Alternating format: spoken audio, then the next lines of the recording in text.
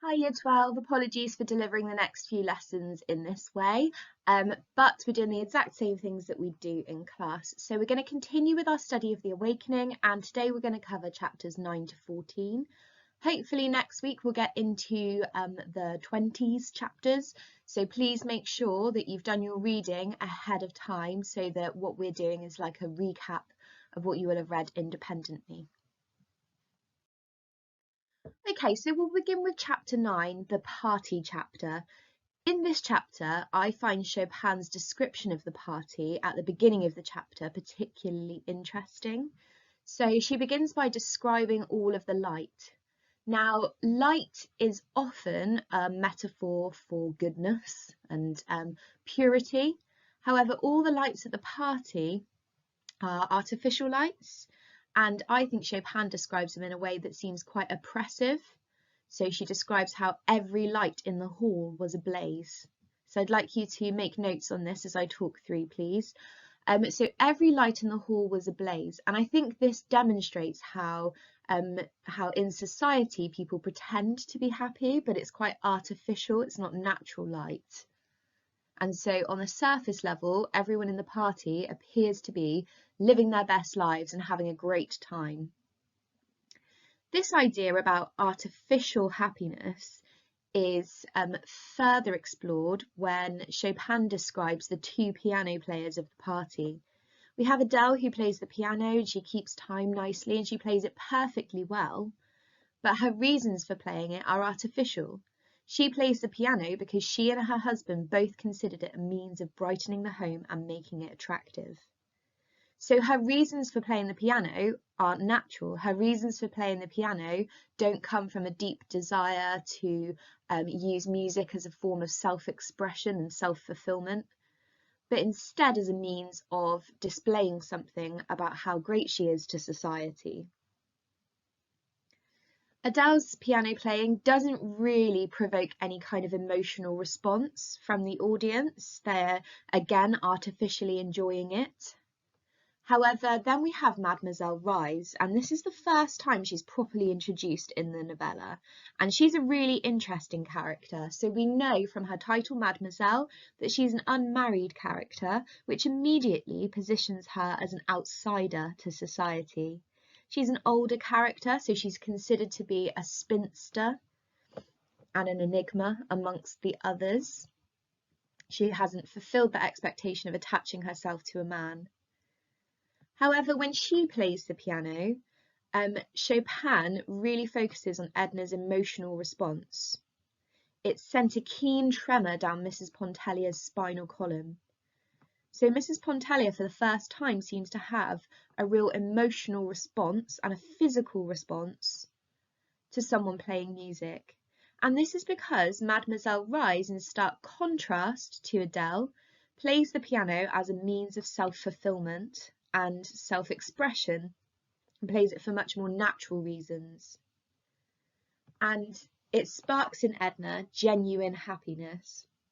So we have this artificiality of the lights and Adele playing the piano contrasted with the natural playing of Mademoiselle Rise and the response that evokes in Edna.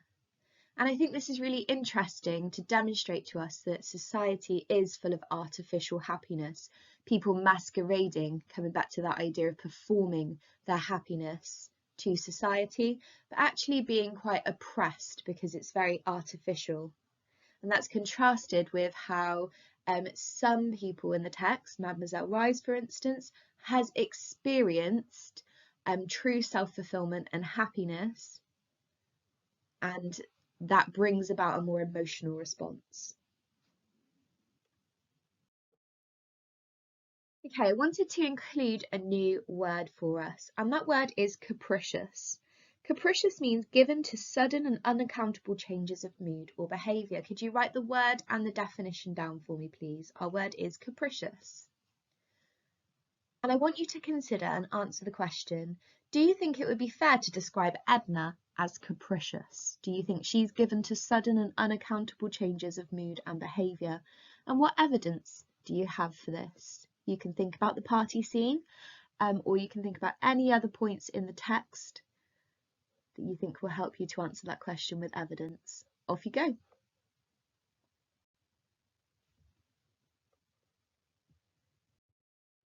Okay, moving forward then, if we were in class, we would all read chapter 10 together, but what I would like you to do is now pause the video and read chapter 10 independently. As you read, I'd like you to look for evidence of equality between Edna and Robert, any symbols of freedom and entrapment, and any evidence of Edna's growing independence. I think this is a really pivotal chapter, so a changing point in the text, because I think this is where Edna's awakening really happens. Okay, I'd like you to look for evidence of those three things as you complete your independent reading of chapter 10. Off you go.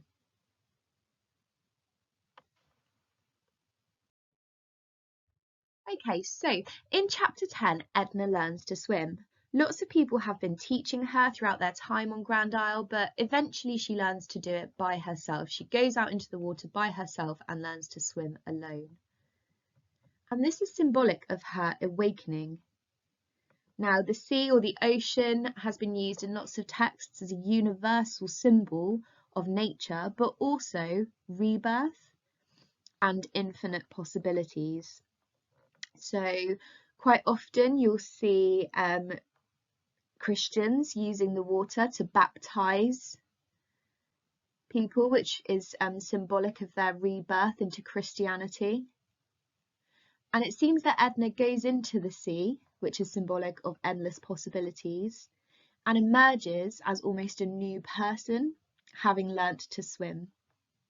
So she emerges from the water as an awakened woman. She's realised her true capabilities as an independent human, realised that she doesn't need to rely on other people as she has done in the past, and that she can do things for herself. So it's almost like Edna walks into the water and emerges reborn, if you like, and that's why I think this chapter demonstrates her awakening. The chapter as well is full of descriptions of nature. You have the bright light of the moon, which we could contrast with the artificial light in the previous chapter. And this idea demonstrates that her awakening is a natural process. She's awakened to her true nature and she's no longer oppressed by society at this point. Here's the description of her learning to swim then. But that night she was like the little tottering, stumbling, clutching child who of a sudden realises its powers and walks for the first time alone. What I would like you to do is copy out this quotation because I think there's lots of significant things we could look at here.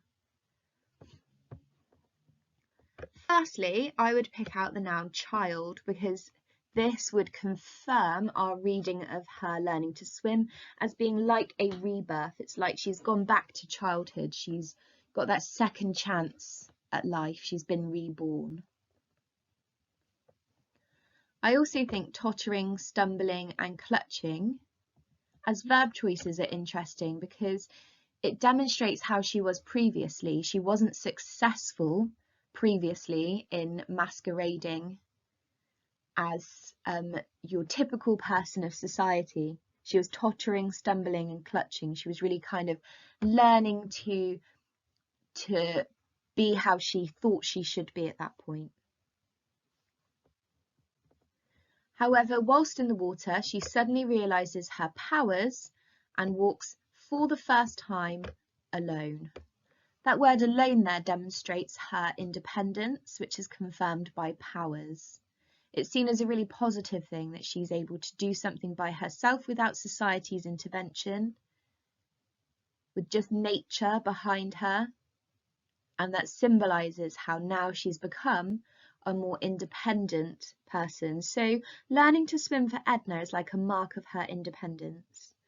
Once you've written that quotation down, I'd like you to highlight and annotate the things that I've just discussed from that quotation. Off you go. Okay, so looking at the rest of the chapter then, so Edna has gained some independence from learning to swim, And we are reading into this that the water is a symbol of rebirth. So as Edna emerges, we want to look for evidence that she's now reborn, if you like, that she's a different character moving forward, that she's no longer going to be that character that submits to society and goes along with what society expects, that she's a new independent person.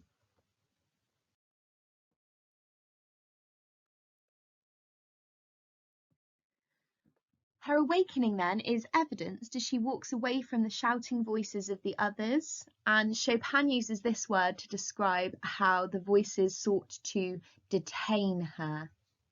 So if you detain someone, you hold them back from something.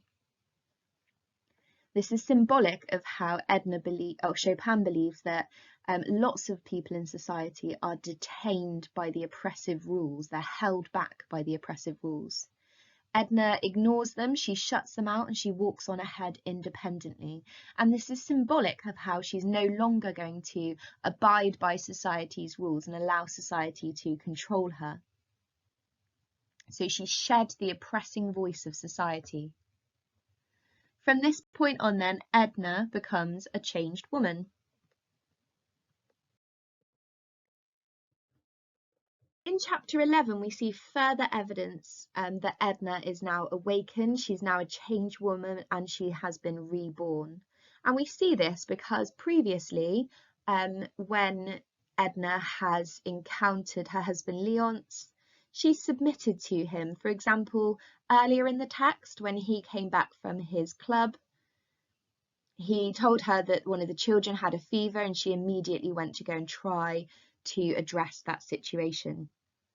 However, we see a different Edna in chapter 11 because her husband asks her to come inside. She wants to stay outside, which is symbolic of her feeling like she doesn't want to be oppressed or contained. Instead, she'd be outside in nature.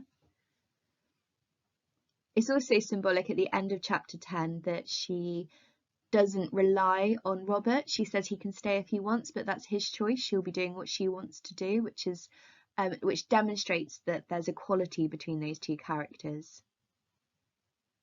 Leonce tries to dominate Edna here and tries to force her to go inside, but she absolutely refuses, which demonstrates this new Edna, this Edna who is taking back power and refusing to submit to the asymmetry in her relationship with her husband. And this is demonstrated through this quotation. "Leonce, go to bed," she said. "I mean to stay out here. I don't wish to go in, and I don't intend to. Don't speak to me like that again. I shall not answer you." I'd like you to copy that quotation down, and I'd like you to annotate it to demonstrate how Chopin conveys Edna's growing power through this quotation. Off you go.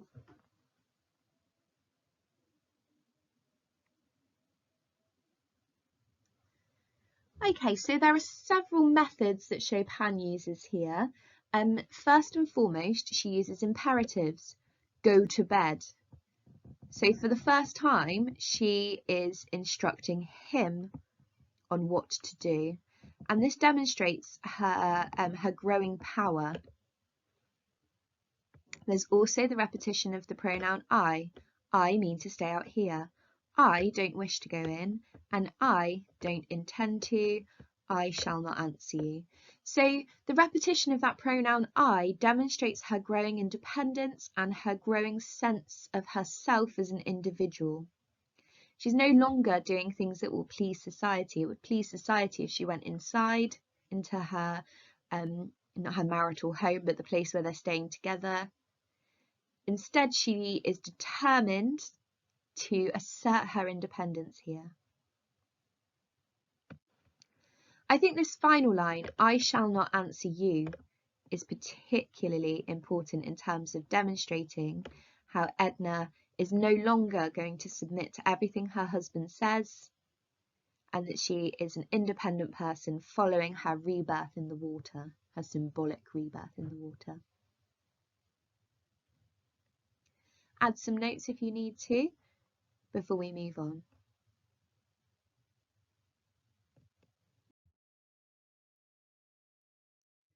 Okay, so further into that chapter then, it says, Edna began to feel like one who awakens gradually out of a dream, a delicious, grotesque, impossible dream, to feel again the realities pressing into her soul. Now, Edna has started to be awakened to things. We had the dim light growing within her earlier, but the light which showing the way forbids it, which demonstrates that she wasn't able to break free of those shackles of society. And here she temporarily does break free. However, when she wakes in the morning, she realizes that she is awaking from a dream and describes it as an impossible dream. So the dream is also described as delicious and grotesque. Delicious because it was natural and true to her, but grotesque because of how society would perceive what she's done. And as she awakes, she feels again the realities pressing into her soul. So this is a real image of oppression here. She's gained this temporary independence, but when she wakes in the morning, she feels society pressing into her soul and realizes that it's not quite possible for her to be totally free of society just yet.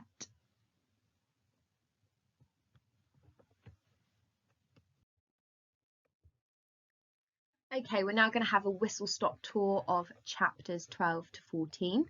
And so, in chapter 12, Robert and Edna go away on a mini trip, if you like, for the day. And here I think the most significant thing is the constant presence of the anonymous lovers.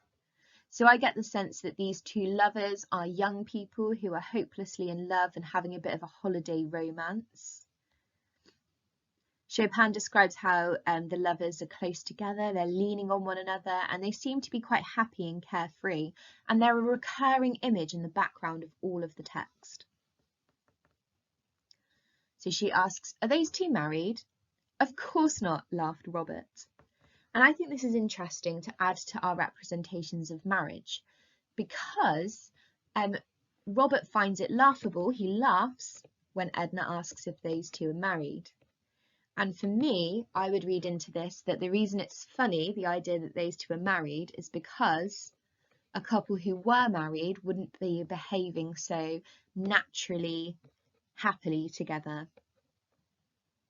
And it actually suggests that that natural happiness cannot be found in marriage.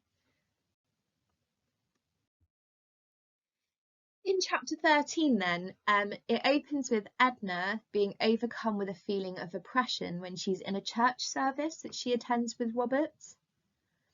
And I think Chopin describes this, and she has to escape the church quickly because of that feeling of oppression. I think Chopin describes this because she believes that society uses religion as a means of oppression.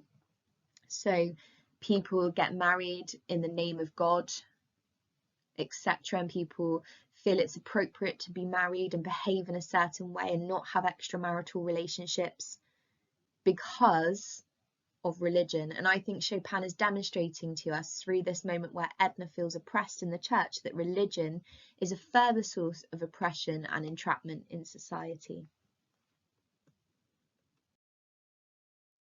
And finally, chapter 14.